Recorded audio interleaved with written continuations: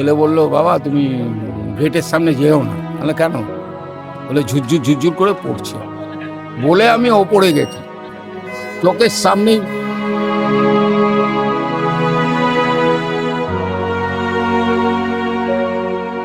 বাড়িটা হঠাৎ 11:10 থেকে 11:30-এর মধ্যে মাঝখানে পড়ে গেছে।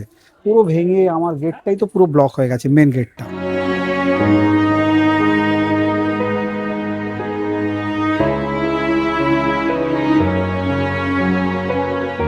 তবে মানে দিওয়ালটা ভাঙা ছিল, পড়ে গেল আর কি।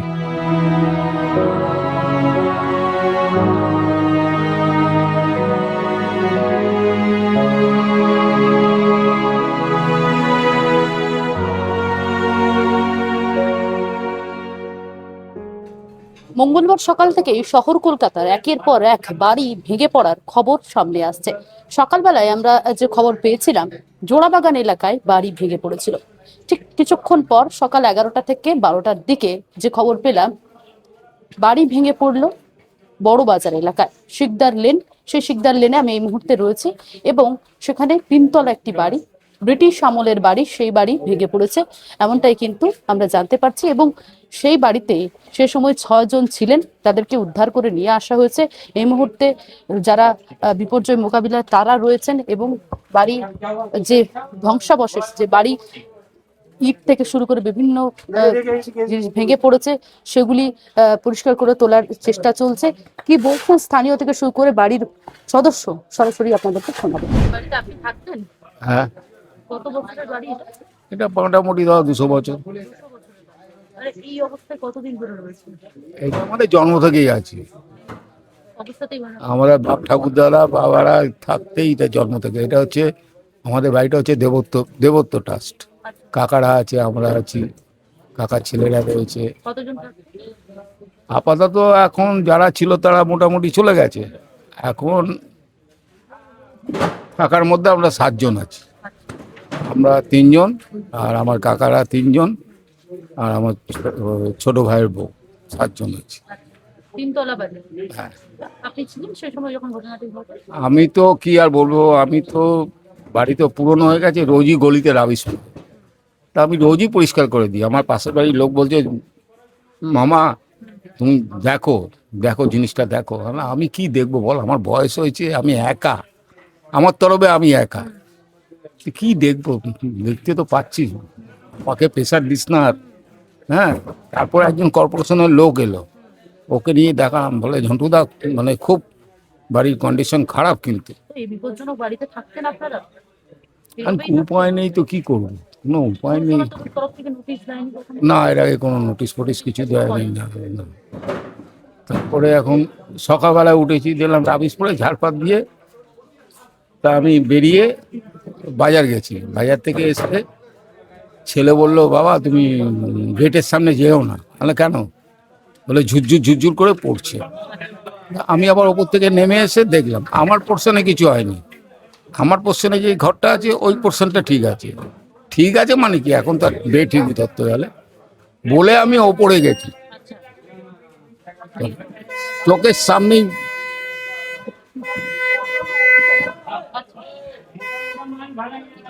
চোখের সামনেই পড়লো। সামনে ভেঙে পড়ে। তারপরে এসেছিল এমএলএ, এসেছিল সবাই এসেছিল, আরো সবাই পাড়ার লোকেরা ছিল সব। কে বললো এমএলএ এসে? এমএলএ বললো, আমাদের তো বাড়ি যাকে প্রমোটারিং দিয়েছিল ও তো 4-5 বছর ধরে ঝুলি রেখে দিয়েছে। এই প্রবলেম ওই প্রবলেম এই প্রবলেম দুনিয়ার প্রবলেম দেখিয়ে দেখিয়ে ঝুলি রেখে দিয়েছে।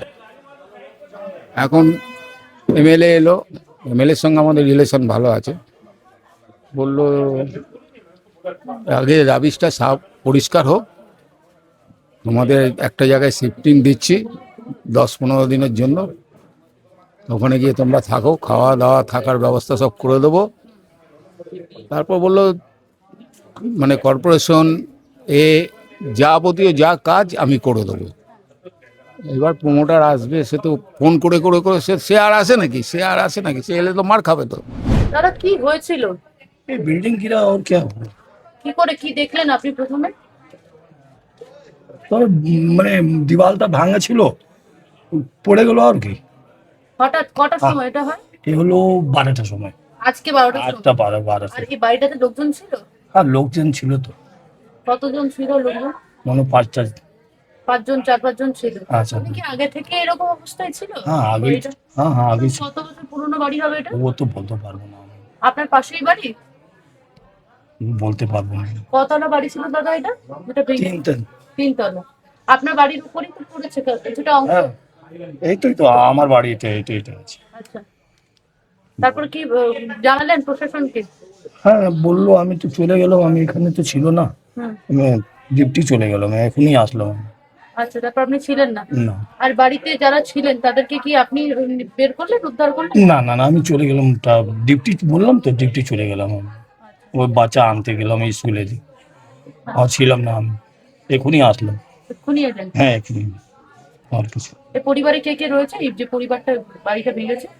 ওই সব ওরই ওরই সব পরিবার আছে, দাদা আছে, ভাই আছে। 4-5 জন থাকতেন? হ্যাঁ হ্যাঁ হ্যাঁ, 5জন ছিল। 5 জন ছিল। হ্যাঁ 5জন। কিছু হয় না, কিছু হয়নি? না কিছু হয় না, বাড়িটাই ভেঙেছে সব? খালি বাড়ি ভেঙে। কোন অংশটা ভেঙেছে, মানে কত? এই তো সামনেই তো। সামনেটাই ভেঙেছে? হ্যাঁ সামনে। আমি আমি 11:10 আমি বাড়ি থেকে বেরোলাম ছেলেকে নিয়ে স্কুলে। তারপরে বাড়িটা হঠাৎ 11:10 থেকে 11:30 মধ্যে মাঝখানে পড়ে গেছে, পুরো ভেঙে আমার গেটটাই তো পুরো ব্লক হয়ে গেছে, মেন গেটটা। এই 10 মিনিটের অন্তরালে আমি বেরোয়েছি, সেই জন্য আমি মানে সুস্থ আছি, আমার ছেলে আমি বেরোয় গেলাম। তারপর আমি ওইখানে স্কুলে ছেড়েছি, আমার বাড়ি থেকে আমার ফোন আসলো, তারপর আমার বন্ধুদের ফোন আসলো, কোথায় না। আমি বললাম ভাই স্কুল ছাড়তে এসেছি। বউ বললো কি এরকম এরকম ব্যাপার, বাড়িটা ভেঙে পড়ে গেছে।